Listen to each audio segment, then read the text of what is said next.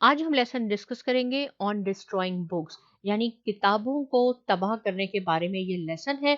और ये लेसन लिखा है सर जॉन कॉलिंस स्क्वायर ने। मैंने इसके भी छोटे छोटे पॉइंट्स आपके लिए लिख दिए हैं और एक कहानी की सूरत में आपको बताऊंगी ताकि आपको एटलीस्ट कॉन्सेप्ट क्लियर हो जाए। और ये जो पॉइंट्स मैंने लिखे हैं ये कंप्लीट आंसर्स नहीं है। आप इसको पढ़ के सिर्फ आइडिया ले सकते हैं और अपने लफ्जों में जो भी सवाल आपके पास एग्जाम में आएगा उसका आंसर इजीली दे सकते हैं, राइट। तो इस लेसन में राइटर किताबों का जिक्र करते हुए अपनी जिंदगी का एक किस्सा भी बयान करता है। वो कहता है कि उसने अखबार में पढ़ा कि 20 मिलियन से ज्यादा किताबें लोगों ने फौजियों के लिए भेजी हैं। वो कहता है कि इनमें से काफी तो नॉर्मल ठीक ठाक थी, लेकिन बहुत सी बेकार किताबें भी थी।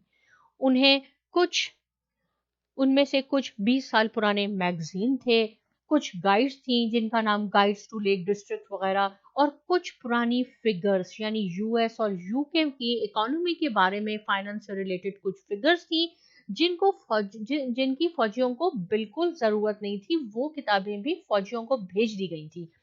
राइटर सोचता है कि ऐसा भी हो सकता है कि मे बी बाय चांस इत्तेफाक हो गया हो कि ऐसी किताबें गलती से भेज दी, लेकिन ऐसा नहीं था।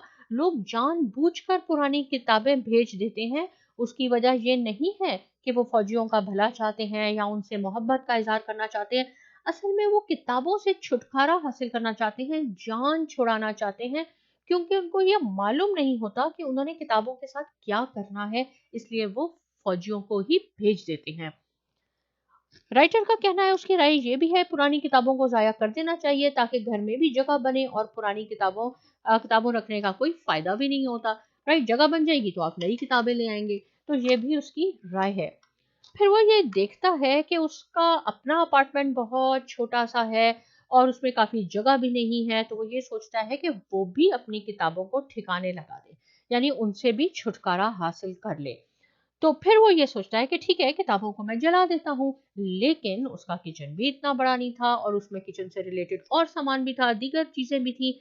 अगर वो सोचता है कि वो एक एक पेज करके जलाता है, एक एक सफा करके जलाता है, तो उसमें काफी टाइम लगेगा। तो फिर वो ये डिसाइड करता है कि सारी किताबों को एक बोरी में वो बंद करके दरिया में फेंक देगा। इसने सारी किताबें बोरी में डाली, कंधे पर रखी और रात के वक्त दरिया की तरफ चलना शुरू कर दिया। उसे ठंडी ठंडी हवाओं का झोंका भी आ रहा था बाहर। फिर उसने देखा कि एक पुलिस वाला, रास्ते में वो देखता है कि एक पुलिस वाला लैंटर्न लिए हर घर की खिड़कियों पर रोशनी डाल रहा है। ये सोचता है कि पुलिस वाला ये ना समझे कि मैं कोई चोरी की चीजें ले जा रहा हूँ। तो वो थोड़ा सा घबरा जाता है, कंफ्यूज हो जाता है और सोच रहा था कि अगर पुलिस ने उसको पकड़ लिया तो वो उसको क्या एक्सप्लेन करेगा कि मैं तो पुरानी किताबें दरिया में डालने जा रहा हूँ। फिर वो कहता है मे बी वो मेरा मजाक उड़ाए और लोगों को बताए, लेकिन अच्छा ऐसा कुछ नहीं हुआ। जब वो दरिया पर पहुंचा और बोरी फेंकने ही वाला था तो उसने देखा कि कोई उसके बहुत करीब आ गया है। तो वो फिर घबरा गया और फिर वो सोचने लगा कि लोग तो उस पर शक करेंगे कि मैं क्या कंधे पर रख के और दरिया में फेंकने जा रहा हूं। तो वो ये सोचकर थोड़ा पीछे हो गया। लेकिन उसने देखा कि वो आदमी अपने ही ख्यालों में गुमसुम था और मे बी आवारा गर्द था, जिसको ट्रैम्प कहती हैं, वो था। और उसने नोटिस भी नहीं किया और वो चला गया। फिर वो सोचता है कि जब मैं बोरी दरिया में फेंकूंगा तो जोर से आवाज आएगी, तो लोग समझेंगे कि मैंने कोई बच्चा दरिया में डाल दिया या बोरी में बंद करके या कोई राज वाली चीज दरिया में फेंक दी है। तो वो फिर काफी घबरा जाता है, लेकिन आखिर वो हिम्मत करके बोरी को दरिया में फेंक देता है।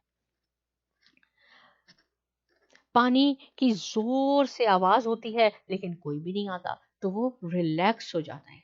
जब वो वापस आ रहा होता है तो उसको एहसास होता है कि अब तक किताबें दरिया के बिल्कुल तह में पहुंच गई होंगी और उन पे गंदगी और कीचड़ की तह भी लग गई होगी, और वो इस जगह होंगी जहां सूरज की रोशनी भी नहीं पहुंच सकती।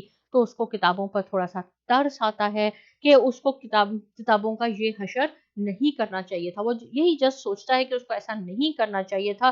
किताबों का हक ये नहीं था, उनका हक इससे बेहतर हो सकता है। वो यही सोचता है कि काश किसी को दे देता। राइट, तो ये थोड़ा सा आइडिया था जो इसका बैकग्राउंड था स्टोरी का वो मैंने आपको बताया, इसके बारे में ये मैंने छोटे-छोटे पॉइंट्स जो मैंने आपको पहले बताए हैं वो भी लिख दिए हैं। साथ में मैंने वर्ड मीनिंग्स भी लिख दिए हैं क्योंकि ये भी आपके एग्ज़ाम में आते हैं। आप इसको अच्छी तरह याद कर लें। सिर्फ़ इस पॉइंट ऑफ व्यू से नहीं याद करें कि आपने एग्ज़ाम पास करना है और अच्छे नंबर लाने हैं। इसको अच्छी तरह मेमोराइज़ कर लें, स्पेलिंग याद कर लें, फॉरएवर आपकी ज़िंदगी में ये लफ्ज़ काम आएँगे। इसलिए आप इसकी स्पेलिंग भी याद करें। तो जैसे मैंने यहाँ पे सपोज़ लिख दिया है ऑडेस, इसका मीनिंग होता है कि बहुत कोई स्ट्रेंज, वियर्ड चीज़ हो, वेरी एब्नॉर्मल हो। एक वर्ड के 2 या 2 से ज़्यादा मीनिंग्स भी लिखे गए हैं क्योंकि ये मौके के मुनासिबत से ही आपने वो वर्ड यूज़ करने होते हैं। जैसे इंस्पेक्ट मैंने लिखा है यहाँ पे एग्ज़ामिन करना यानी चेक करना, indigestible, useless, complex, complicated, right? तो यही इसके डिफरेंट मीनिंग है। जैसे-जैसे आपको ये सारे मीनिंग याद होंगे, आपको और ज़्यादा कॉन्सेप्ट समझ में आ जाएगा जब आप बुक्स पढ़ेंगे। इसलिए इस पे भी आपने फ़ोकस करना है। ये देखें, ये मैंने और भी यहाँ सारे जो भी रिलेटेड लगे मुझे आपके कोर्स से, सॉरी आपके चैप्टर से, वो मैंने यहाँ लिख दिया है। इसमें से ही इंशाल्लाह आपके एग्ज़ाम में आ जाएँगे। इसकी आपने प्रैक्टिस करनी है, 2-3 दिन इस लेसन पे लगाएँ, फॉरएवर के लिए आपके माइंड में आ जाएगा। साइमा अकेडमी को ज़रूर सब्सक्राइब कीजिए। कोई ऐसा पॉइंट है जो समझ में नहीं आया, आप पूछ सकते हैं और बहुत शुक्रिया।